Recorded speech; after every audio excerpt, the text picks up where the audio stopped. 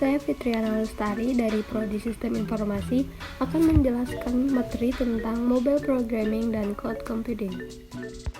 Yang pertama ada mobile programming.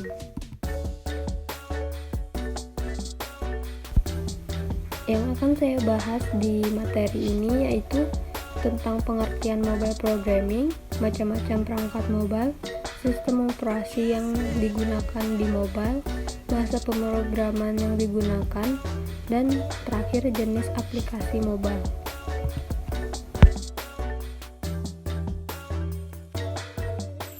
Mobile programming adalah proses menulis kode-kode program untuk membuat aplikasi yang ditujukan untuk perangkat bergerak atau mobile. Jadi, berbagai jenis aplikasi smartphone yang kita pakai setiap hari merupakan hasil akhir dari pemrograman mobile. Orang yang membuatnya disebut mobile developer, baik itu mobile Android developer maupun mobile iOS developer.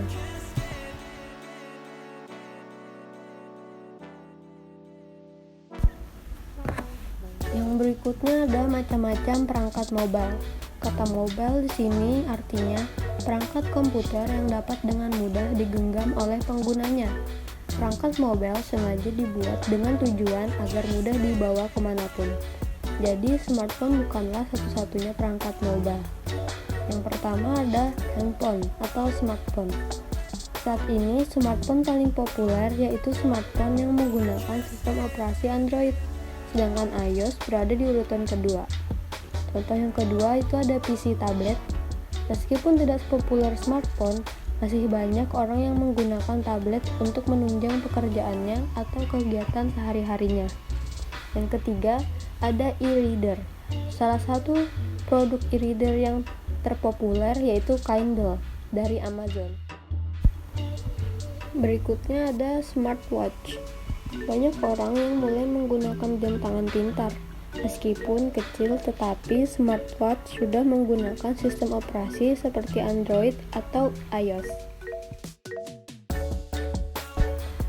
Yang berikutnya ada sistem operasi mobile, yaitu perangkat lunak utama yang melakukan kontrol terhadap perangkat mobile.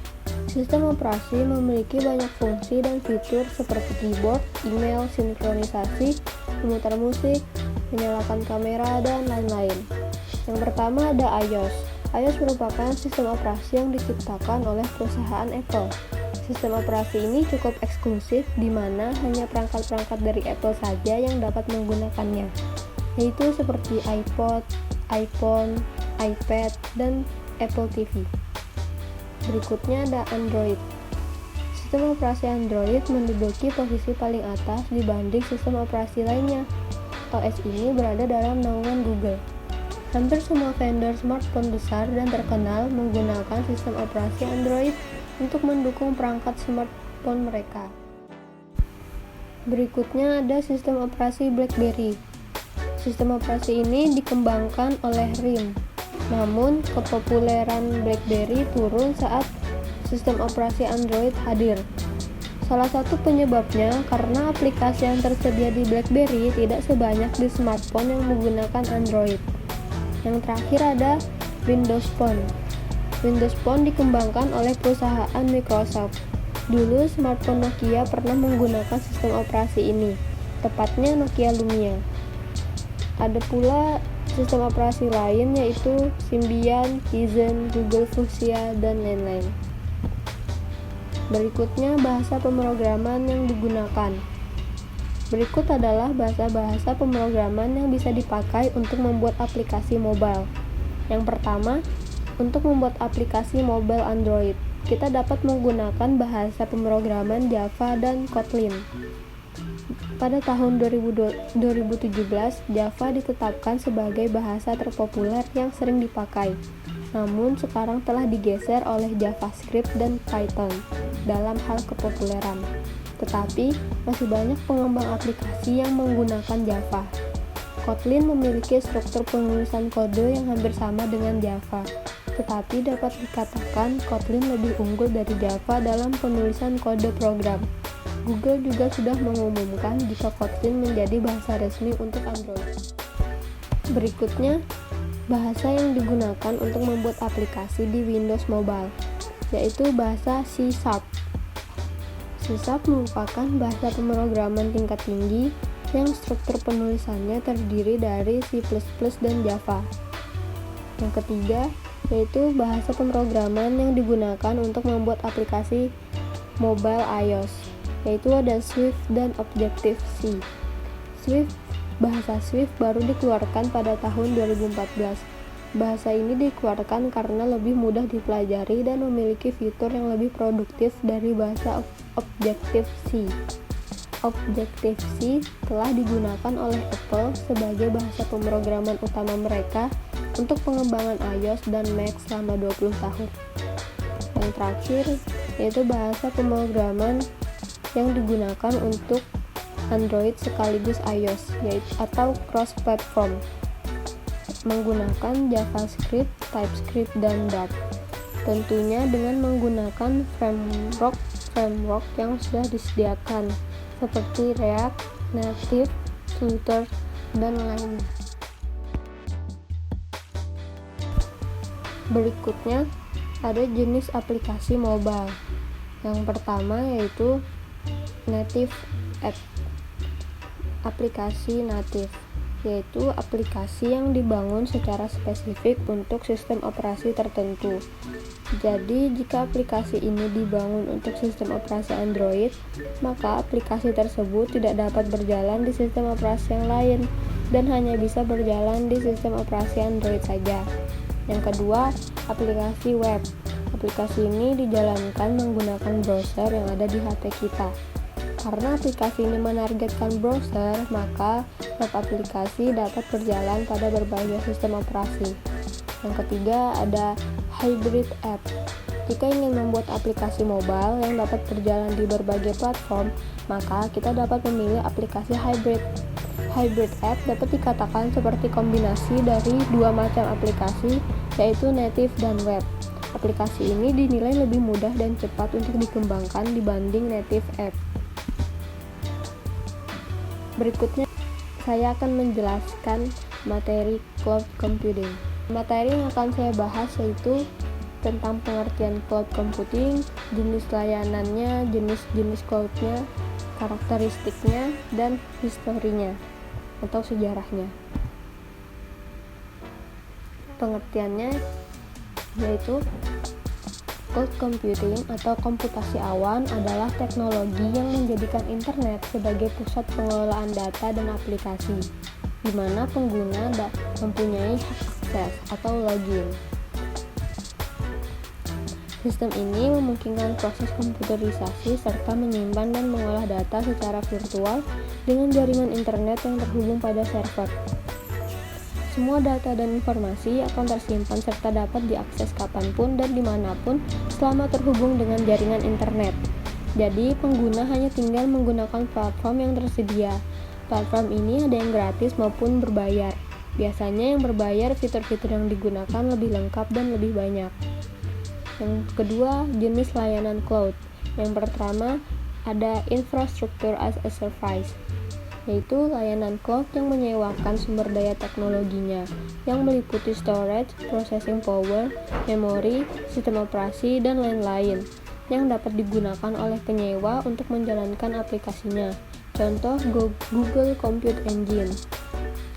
Di sini, cloud provider atau penyedia cloud-nya bertanggung jawab atas manajemen hardware dan perawatannya. Yang kedua, yaitu platform as a service. Layanan dari cloud provider yang menyediakan platform siap pakai kepada para penggunanya. Pengguna tidak memiliki kendali terhadap sumber daya komputasinya sehingga hanya fokus mengembangkan aplikasi saja. Contohnya Google App Engine. Di sini, infrastruktur cloud telah diatur dan menjadi tanggung jawab bagi cloud provider. Yang ketiga, ada software as a service. Layanan yang disediakan oleh provider kepada konsumen berupa aplikasi yang berjalan di atas infrastruktur cloud. Pengguna dapat menggunakan aplikasi dengan cara berlangganan.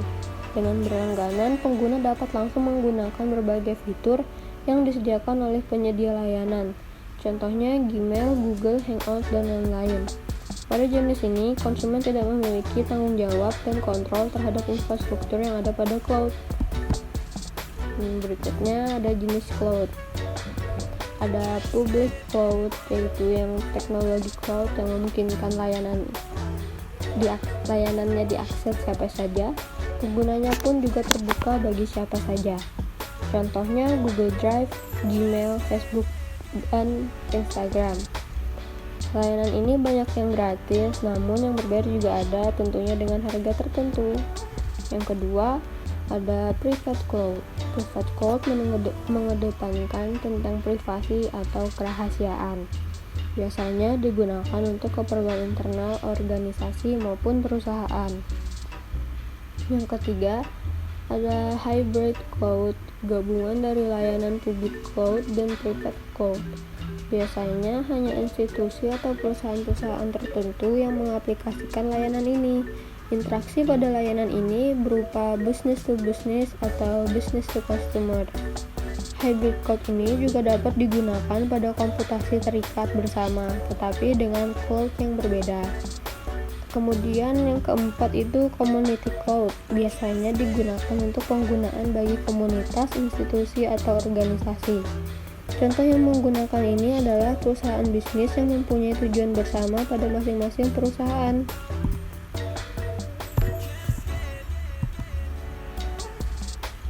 Yang terakhir yaitu karakteristik cloud. Belum terakhir. Yang pertama ada on-demand self-service. Pengguna dapat mengatur sendiri layanan yang dipakai sesuai dengan kebutuhannya, seperti server, jaringan, dan penyimpanan. Yang kedua ada broad network access, yaitu cloud dapat diakses melalui jaringan internet dan berbagai platform, misalnya ponsel, tablet, PC, dan lain-lain.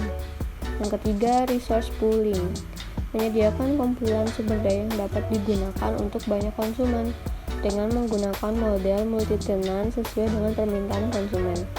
Yang keempat, ada rapid elasticity, yaitu kemampuan untuk menyediakan dan menghentikan sumber daya secara elastis atau fleksibel, ya tentunya sesuai dengan permintaan konsumen. Yang terakhir ada user service, yaitu secara otomatis dapat mengontrol dan mengoptimalkan penggunaan sumber daya, yaitu penggunaan sumber daya bisa dipantau, dikendalikan, dan dilaporkan. Yang terakhir ada history of cloud computing atau sejarah dari komputasi awal.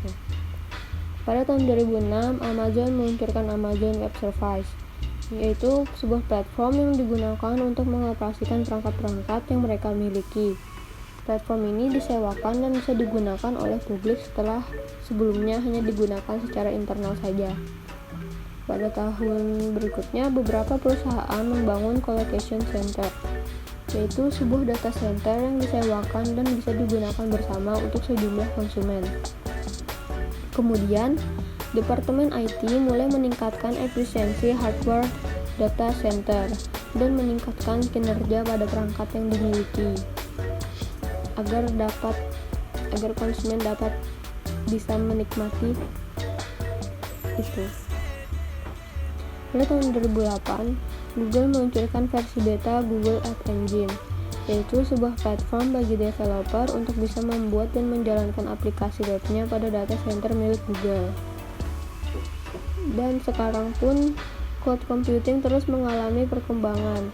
Infrastruktur dan layanan yang disediakan pun semakin lengkap dengan fleksibilitas dan biaya yang lebih murah. Semakin banyak orang yang yakin beralih menggunakan layanan cloud. Sekian dari saya. Terima kasih sudah menyaksikan presentasi saya. Saya akhiri. Wassalamualaikum warahmatullahi wabarakatuh.